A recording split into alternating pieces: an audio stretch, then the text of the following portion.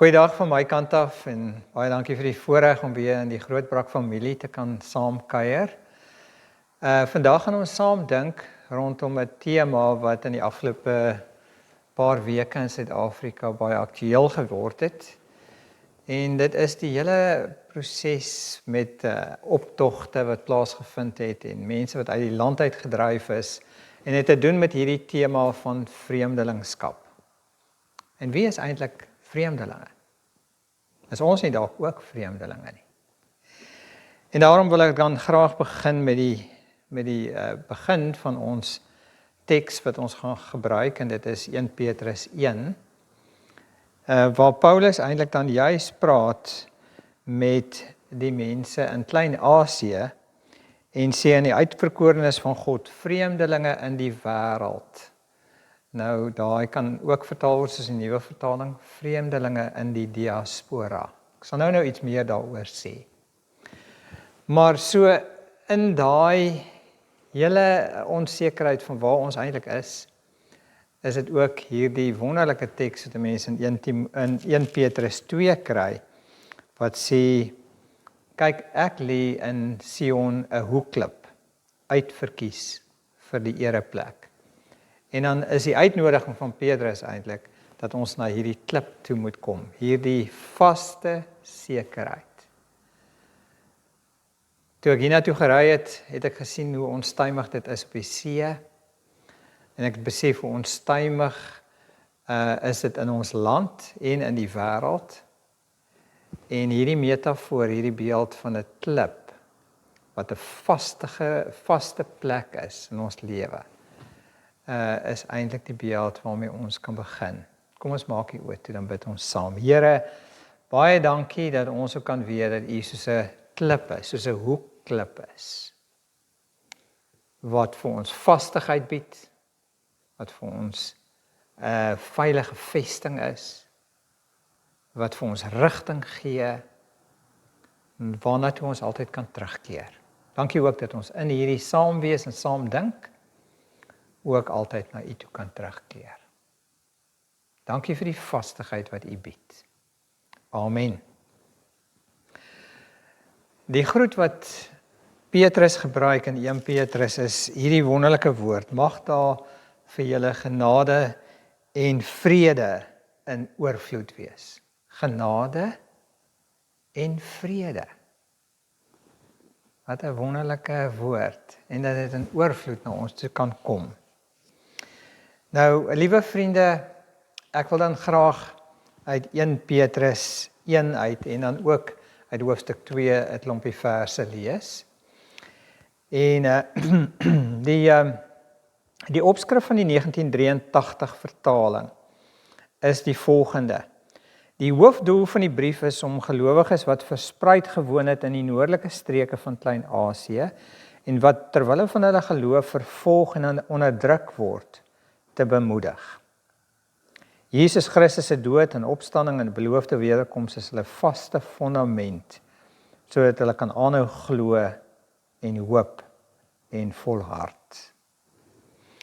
So iets van daai kom in hierdie mooi teks na vore, en ek gaan dan van 1 Petrus 1 aflees. Van Petrus, 'n apostel van Jesus Christus, aan die uitverkorenes van God, vreemdelinge in die wêreld, in die verspreide wêreld eintlik, in die diaspora, wat verspreid woon in die provinsies Pontus, Galasië, Kappadosie, Asië en Bitinië.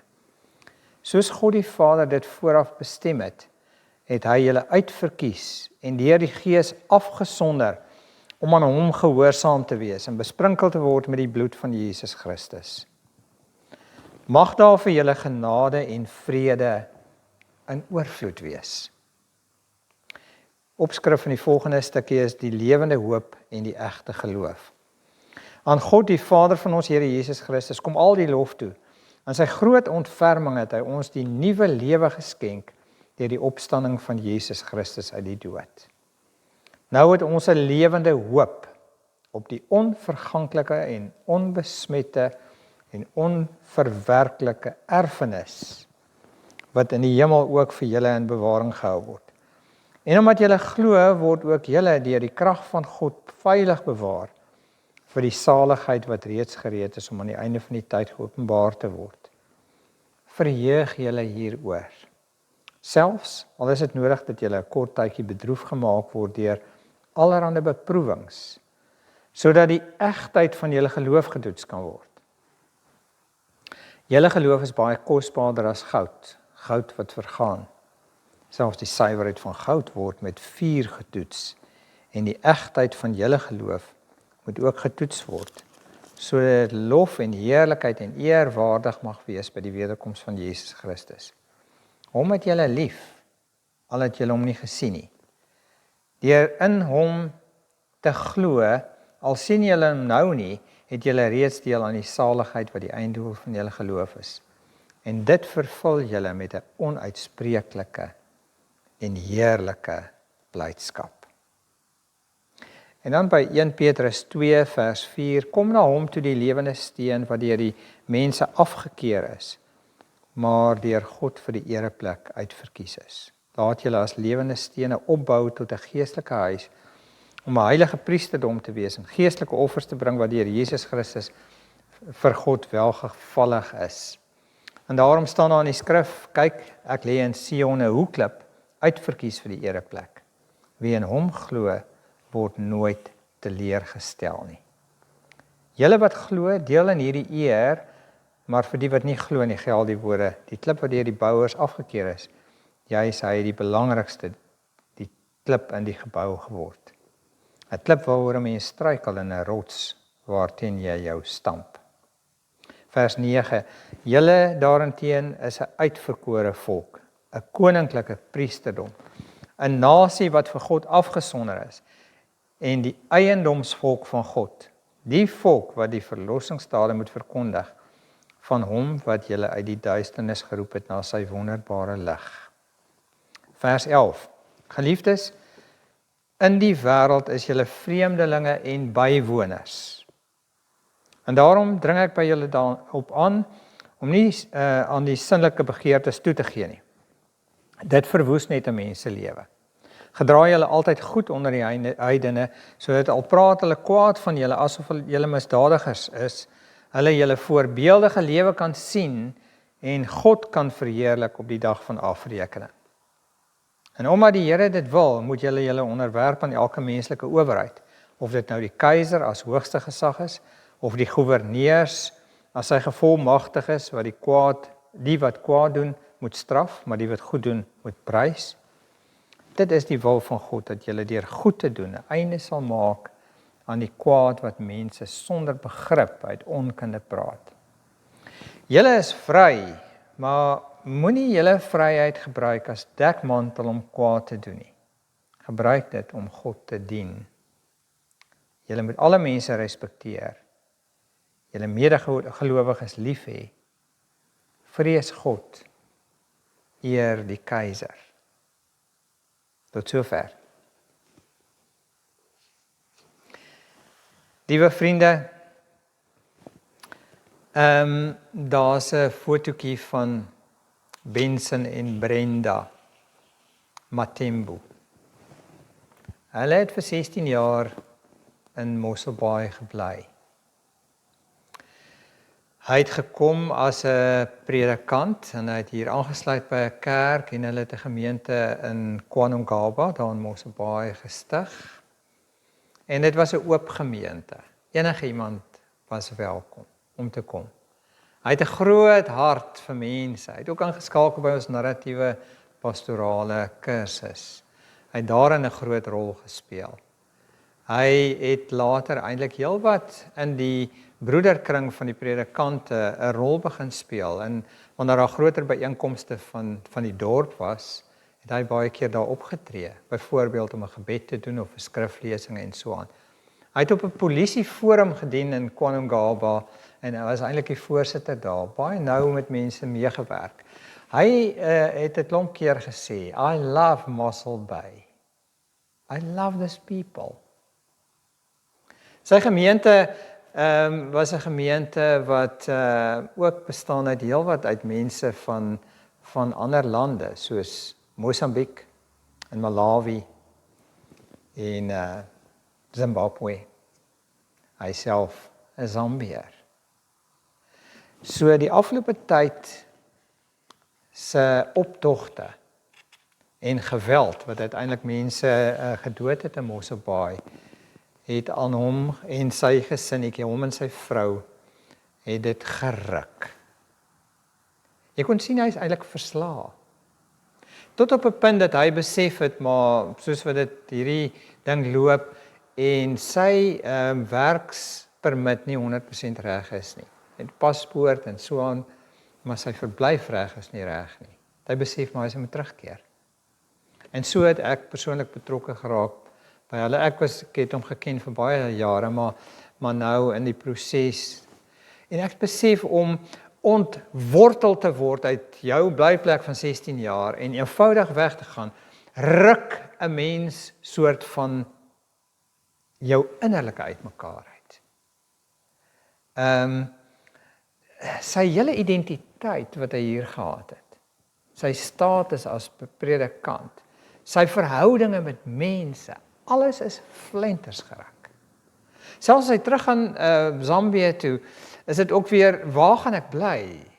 Waar gaan ek weer werk? Hoe gaan ek kos op die tafel hê? Jy weet? En hy is een voorbeeld van derduisende in Suid-Afrika, maar dan is die hele vraag ook rondom, hoe lyk hierdie ding van vreemdelinge? Nie net hier in Suid-Afrika nou nie, maar hoe lyk dit in die hele wêreld? En dan is die volgende vraag, hoe moet ek as jy as 'n Christen daarop reageer? Ek onthou my skoonsis, hulle het met hulle treklorry daar na Amerika toe gegaan en wel goed verskeep soontoe daar aangekom. En sy het altyd die uitdrukking gebruik, die Amerikaners sê welcome, welcome. Maar hulle maak nooit hulle hande rondom jou toe nie. En sy het altyd gesê, dit is vreemd as jy 'n Suid-Afrikaanse burger is, dat daar op jou paspoort of jou dokumentasie gesê word, alien. Dat jy eintlik soos 'n alien is. Hierdie vreemdeling. Want jy sien hierdie hele ding van hoe dat die wêreld eintlik 'n groot wêreld geword het, globalisering. Almal is oral welkom en dat daar bewegings van mense heen en weer was oor honderde jare en duisende jare, is natuurlik waar. Maar in die laaste tyd het daar so 'n tendens gekom van nasionalisme en van uitdryf van mense wat in lande ingekom het, aan Amerika en Europa, in Afrika en oral. En daai tendens ruk nou aan ons. En dit bring 'n ding wat genoem word xenofobia. Xeno het met volk te doen en fobia het met vrees te doen, hierdie vrees vir buitelanders en vir mense. En dan ook daarmee saam staan daar in 'n aanhaling van wat xenofobia beteken, hatred or deep-seated prejudice against people perceived as foreigners, strangers, or from different cultures. The term originates from the Greek words xenos, meaning stranger or guest, and phobos, meaning fear or flight. So hierdie ding wat gekom het. En jy weet, hierdie is baie kompleks. Hier's ekonomiese goed, hier is politieke agendas, hier is ook die beskerming van jou eie mense, hier is ook misdadigheid, hier is ook sê net maar Ethiopiërs en mense van oral wat ook dwelms verkoop en in hulle winkeltjies en daar's ook 'n ongesondheid, is 'n komplekse ding. Die dieper wortels van die soort ding lê natuurlik ook daarby dat as mens nog verder dink daaroor, dat lande soos Indië, mense dwars oor die wêreld versprei is. Of as jy dink aan Afrika, dat 10,5, daar selfs statistieke wat sê 12,5 miljoen mense uit Afrika met mag eintlik gevange geneem het, is as slawe en dwars oor die wêreld versprei is. En jy besef Nou steeds is daar oorloë. Pas gehoor van Hendrik wat sê dat daar in Sudan 3,5 miljoen mense ontheem is, uitgedryf is as gevolg van die oorlog en die omstandighede daar, en dan nog 'n groot hoeveelheid mense wat aan hongersnood ly en eintlik sterf. En jy besef die kompleksiteit van hierdie goed. En dan is die vraag, jy weet, hoe moet ek en jy daarop reageer? En dan kry ons hierdie teks in 1 Petrus. En Petrus wat sê, aan die uitverkorenes van God, vreemdelinge in die wêreld, wat verspreid woon. Nou daai verspreid woon is dan in die diaspora. En dit is terme hierdie vreemdelinge en diaspora, wat ook uit die Ou Testament kom. Want die Joodse volk is nog altyd eintlik 'n volk wat in die verspreiding gewoon het. En jy besef maar hierdie geskiedenis van oorloë in Israel self, en dan die Assiriese ballingskap, en dan die Babiloniese ballingskap, en hoe dat mense uit hulle land ontwortel is, en vir soort van 50 jaar in 'n vreemde land gebly het, en teruggekom het, en dan is daar 'n ander staat of regering, 'n Romeinse owerheid, wat in hulle eie land in beheer is, en hulle is eintlik nêrens welkom nie, en dat Jode eintlik dwars oor die wêreld heen versprei het, en jy dink aan die Tweede Wêreldoorlog, en jy dink aan al die dinge waar Jode eintlik versprei is, in die sogenaamde diaspora moet lewe.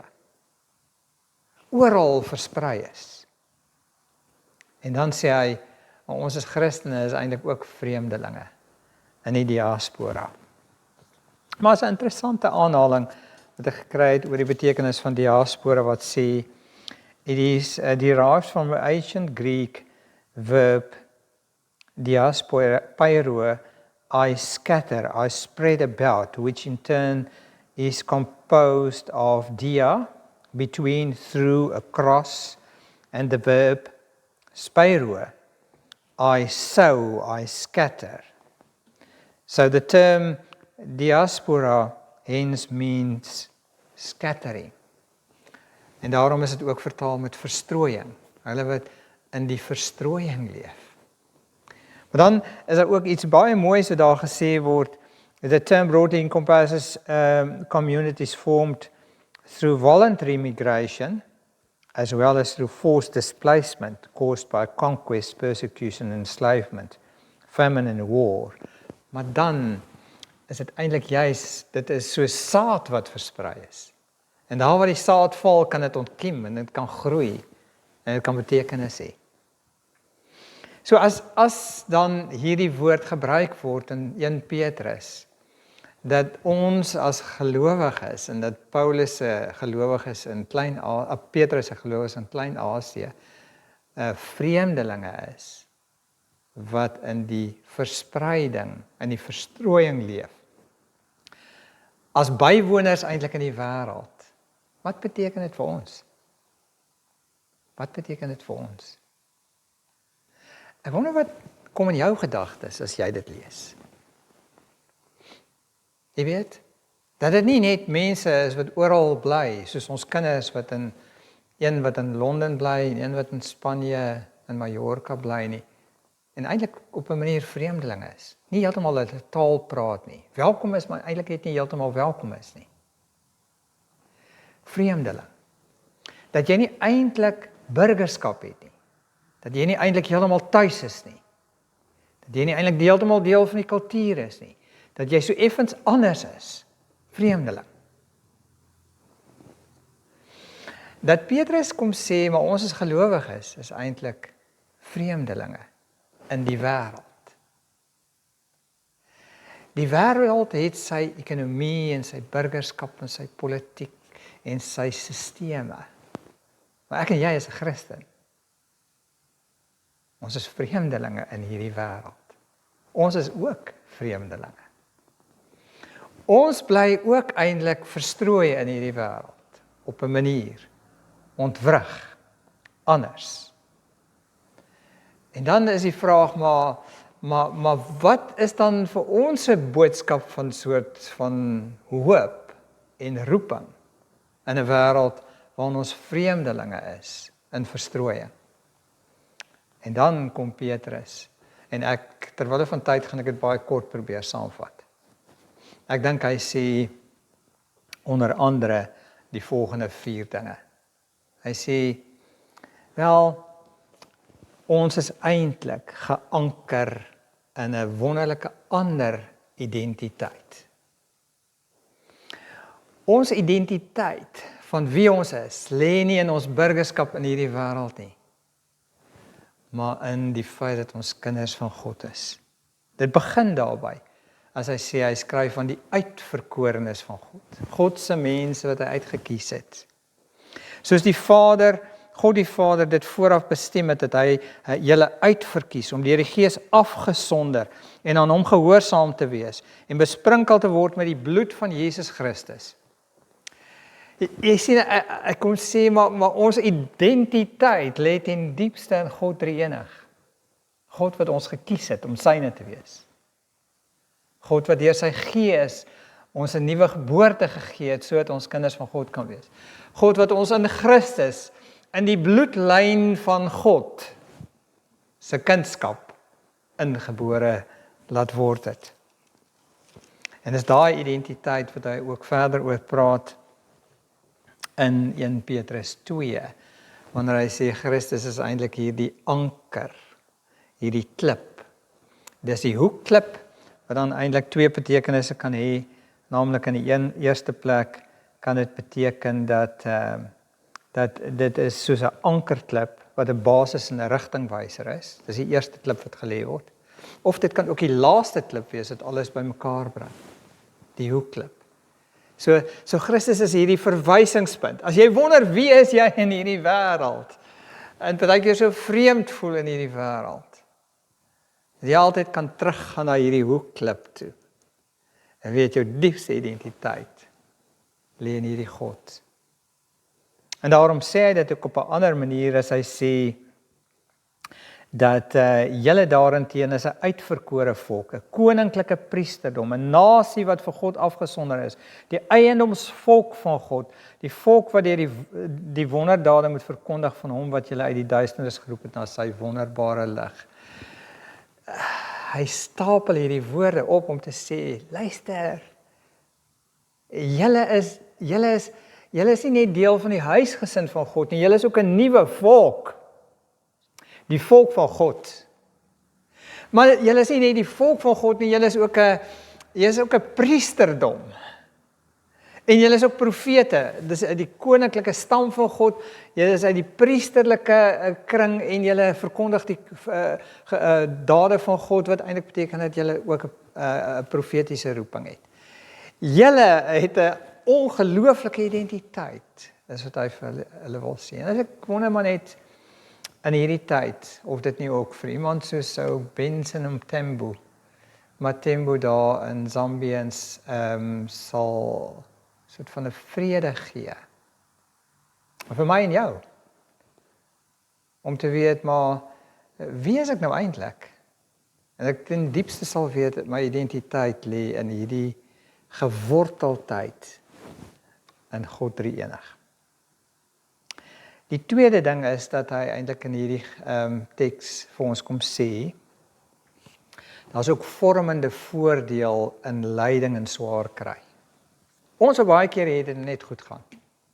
Nee, maar dit is plain sailing en gewild en dit gaan alles goed en dit is net ten beste. Petrus skryf vir Christene in Klein-Asië, waar die Romeinse staat is, wat daar ander kulture is en ander godsdienste en waarin selfs die Jode en medegelowiges uit 'n ander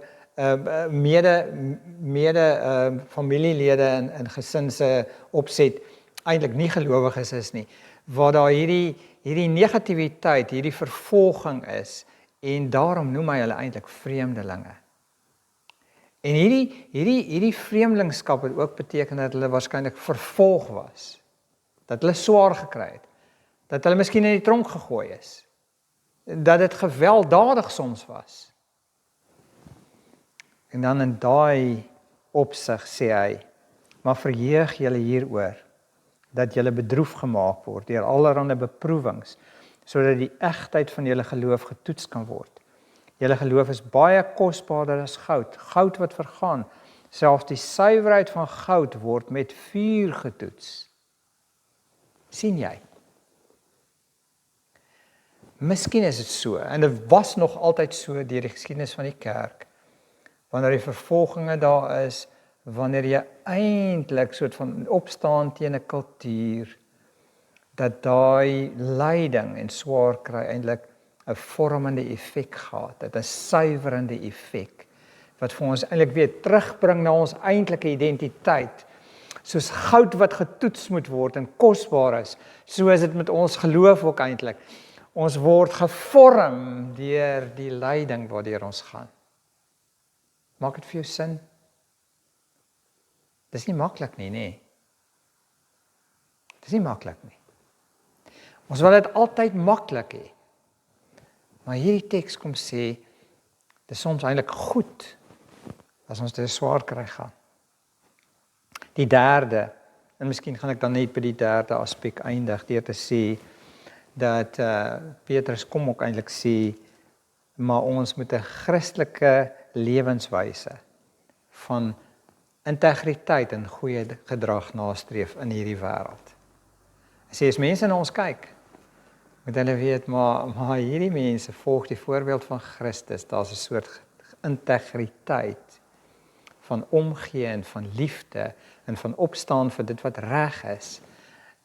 En dat mense eintlik sal weet, maar jy het respek vir alle mense en dat dit jou styl is in die wêreld waarin jy lewe. Gedra julle altyd goed onder die heidene, sodat al praat hulle kwaad van julle, asof julle misdadigers is, hulle julle voorbeeldige lewe kan sien en God kan verheerlik. En julle is vry. Julle is vry, maar moenie julle vryheid gebruik as dekmantel om kwaad te doen nie. Gebruik dit om God te dien. Julle moet alle mense respekteer en julle medegelowiges lief hê. Dis ons uitdaging. Om in die wêreld waarin ons is, soort van 'n ander lewenswyse te hê. Ek herinner my aan Dietrich Bonhoeffer, Duitse teoloog wat opgestaan het teen Hitler en Nasies se mag en misbruik en teologie en toe gevange geneem is. En dan op die dag aand voordat hy self tereggestel is, was daar 'n nagmaalgeleentheid. En by daai geleentheid op 8 April 1945 het een van die ouens wat daar by was na die tyd gesê, dat 'n soort rustigheid oor Dietrich Bonhoeffer gewees, wat net ongelooflik was. Hy was net hierdie man wat hierdie vrede uitgestraal het, ten spyte van die omstandighede waarin hy eintlik op pad was na sy dood. Want hy het verbonde gevoel aan Christus. Hy het ook 'n gedig geskryf, Wie is ek? Wat iets van daai identiteit in Christus weergegee het. Ja, en dan laat dit my ook dink aan 'n lied wat die Palisander koor sing. Don't call me a refugee. My name is Lamia. Is 'n lied wat gaan oor hierdie meisie 9 jaar oud wat uit Armenië, gedeelte van Armenië en Azerbaijan in 'n oorlog wat in die afgelope jare blykbaar omtrent soos 40 jaar was. En wat daar vasgevang was en wat ontheem is en teen die Kaspiese See gaan sit het en sy het hierdie gedig geskryf. My life, my destiny has been so painful, so don't call me refugee. My heart aches, my eyes cry, I beg of you, please don't call me refugee. It feels like I don't even exist in the world. If I'm a migrant bird that far away from my land, turning back to look at my village, I beg of you, please don't call me refugee. Oh, the things I've seen during these painful years, the most beautiful days I've seen in my land, I dreamt only about our house. I beg of you, please don't call me refugee. The reason I write these sad things is that living a meaningless life is like hell. What I really want to say is, I beg of you, please don't call me refugee. Die lied is deur Palisander Koor so gesing dat dit met woorde, met hande en voete gewys word hoe dit jy eintlik stap.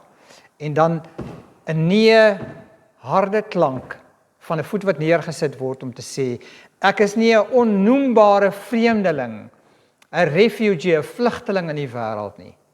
Ek het 'n naam. My naam is Lamia, wat helder skynend beteken. Lamia. Ek en jy in hierdie wêreld is vreemdelinge in die verspreiding. Maar ons het 'n naam. Ons naam is aan Christus verbonde. Ons identiteit is aan hom verbonde. Ons naam is Christen. En as Christene kan ons in hierdie wêreld ons identiteit en ons lewenswyse by Christus leer. Kom ons bid saam. Here, baie dankie vir u woord. Dankie dat ons hierdie woord ook in hierdie tyd waarin ons leef, met die ontwrigting wat daar in die wêreld dwars oor die wêreld is, dat ons ten diepste ons identiteit in u kan vind. Ag Here, ons bid vir die kinders dwars oor die wêreld, hier in Suid-Afrika, en wat versprei word en mense wat teruggejaag word na hulle eie lande. En ons bid in hierdie proses dat u mense wat aan u behoort veilig sal bewaar en die genade oor hulle sal gee. En ek bid Here vir Afrika wat onder soveel pyn gepaard gaan en waar daar soveel oorloë is, Suid-Sudan en baie meer. Ons dink aan die Midde-Ooste waar mense deur bomme oor jare in Libanon en waar ook al, Gaza, Israel self, in Iran nou, en dan Rusland en Oekraïne. En dis maar net 'n paar lande, dwars oor die hele wêreld is daar sulke lande. Ons bid vir die wêreld waarin ons lewe. En ons bid vir Afrika. O Here, ons bid vir Afrika. Ek wil graag sluit met hierdie wonderlike gebed wat ons het as 'n lied. Heer, ons dink aan Afrika, land van helder son, soveel mense wat hier woon, wag op God se woord. Mense smagtend in hul nood na die God van hoop. Hoor ons smeekgebed, o Heer, Vader wat regeer. Heer, ons bid vir Afrika, waar u ook regeer. Raak die harde harte aan om tot u te keer. Nou die koninkryk hier kom en u wil geskied. Hoor ons pleit vir Afrika. Vader, as ons vra, bring die liefde van ons Heer na die mense wat hier woon. Seën Afrika. Laat ons saam in vrede woon. Amen. Ek sê die weg met die seën van die Here. Mag die genade van ons Here Jesus Christus, die liefdevolle sorg van ons hemelse Vader, en die teenwoordigheid en troos en leiding van die Heilige Gees met jou wees. Amen. Kom ons kyk na die afkondigings van die NG Kerk Groot Brakrivier vir die week 5 tot 12 Julie 2026. Sondag 5 Julie, daar is geen leefkerk vandag nie. Sondag 12 Julie 2026, die erediens om 10:00, sal gelei word deur Dominee Leon Cronje. Daar is geen kleuterkerk nie, maar ouers is welkom saam met die kinders in die konsistorie. Daar is ook geen kategese nie. Daar is 'n spesiale offer vir studentebediening by die deure. Tee sal bedien word in die kerksaal na afloop van die erediens. Die Groenkloof-preek om 10:00 word gelei deur Dominee Shanay Viljoen en tydens die skoolvakansie is daar geen leefkerk nie. Die gebedsgidse vir Julie 2026 is beskikbaar in die voorportaal. Die gebedsgidse, dankofferkoeverte, kerkkode en gemeentebriewe is ook by die traliehek van die kerkkantoor beskikbaar. Die Bybelblokraai en Bybelwoordsoek nommer 34 asook die antwoorde vir nommer 33 is beskikbaar in die voorportaal en by die traliehek van die kerkkantoor. Kom ons kyk na die bedieninge. Die Bybelstudiegroepe vir 2026 word daar aangedui. Soos jy kan sien, is daar op Maandag, Dinsdag, Woensdag en Donderdag geleenthede vir Bybelstudiegroepe. Die tye, die plekke en die kontakpersone word daar aangedui. Indien u by 'n groep wil inskakel, skakel gerus die kontakpersoon. Kom ons kyk na die getuienisbediening. Hulle sê dankie aan almal wat deelneem aan ons sop, brood en boodskap uitreik. U oop harte word opreg waardeer. Kom ons kyk na die sopresep. Dit bestaan uit 100 gram sopmengsel, 100 gram rys, 100 gram lensies, 150 gram soja, 'n blokkie aftreksel, 'n pakkie sop. En om gaar te maak, roer 3,5 liter water by die mengsel en kook tot gaar. U kan dit dan skenk in die volgende 2 formate. Eerstens droë bestanddele in 'n glas koffiebottel of tweedens gekook en gevries in 'n 2 liter roomysbak. Kom ons kyk na die omgeebediening. Indien u bewus is van iemand met nood, siekte of wat eensaam is en hulp benodig, kontak die kerkraadslid of die kerkkantoor. Ons wil gemeentelede kans gee om prakties betrokke te raak. So by die deure is daar dan houers om enige nie bederfbare kosprodukte in te plaas, soos suiker, pasta, rys, konfyte, blikkies kos, asook seep, tandepasta, koffie, tee ensovoorts. Enige bydraes help om nood te verlig. Enige persoon wat graag by die omgeebediening betrokke wil raak, skakel asseblief vir Corrie Pieters by 082 327 9527. Ons kyk na die ondersteuningsbediening. Hulle haal aan uit Job 29 vers 12 tot 13 waar daar staan: want ek het die ellendige gered wat om hulp geroep het, en die wees en hom wat geen helper het nie. Die seun van hom wat klaar was om onder te gaan, het op my gekom, en die hart van die weduwee het ek laat jubel. Die ondersteuningsbediening voorsien hulp in die vorm van rygeleenthede na doktersafsprake, hulp met inkopies en ondersteuning aan eensames. Want dit is God se hart vir die wees en die weerloses. En as gemeente is dit ook ons hart vir ons medemens en gemeenskap. Vir meer inligting kontak gerus vir Riana Breers by 081 039 8853 of Riet Jansen van Rensburg by 082 928 9625. Nou is daar 'n Christmas in July, so as jy 60 jaar en ouer is, nooi Seeds of Hope en die NG Kerk Grootbrak ondersteuningsbediening jou uit na ons Christmas in July funksie. Ons gaan saam na die 4 sanggroep luister en lekker saam kuier. Bring asseblief 'n klein geskenkie saam, ons gaan onder mekaar uitruil. Die datum is Woensdag 22 Julie 2026. Die plek is die NG Kerk Grootbrak se kerksaal en die tyd is 10:00. Bespreek asseblief jou plek teen Vrydag 17 Julie by Riana Breers op 081 039 8853 of by Hendrika Zimmerman op 083 690 3197. Dan moet jy ook kennis neem van Feba Radio SA wat hierdie week ons gebed vra vir FEBC Kirgizië. So hulle gebed vir die week is dit: bid vir die herstel van FEBC Kirgizië se radiotoring en vir die span se fisieke en geestelike gesondheid en bid dat hulle luisteraars Christus sal leer ken. Kom ons kyk na die webwerf, baie maklik, nggrootbrak.co.za. En wat nuut is op 5 Julie 2026 is eerstens die erediensbediening.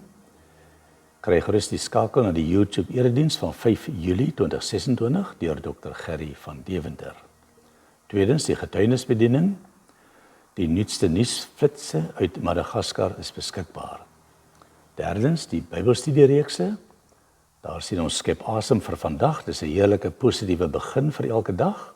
en ook die weeklikse stof tot nadenke met die tema hoe hanteer ons konflik. Vierdens is daar gemeentenuus. Die gebedsgids vir Julie is beskikbaar op die webtuiste. En vyftens, die weeklikse afkondigings, asook lief en leed, is op die webtuiste indien u wil seker maak van enigiets. Ons leraars is Dominee Shanay Viljoen en Dominee Leon Cronje. Ons adres is Langstraat 10 Groot Brakrivier 6525. En die kantoor se telefoonnommer is 044 620 2205. Webwerfadres baie maklik nggrootbrak.co.za. En ons dank u vir die volgehoue bydrae en ondersteuning van die werk van die Here.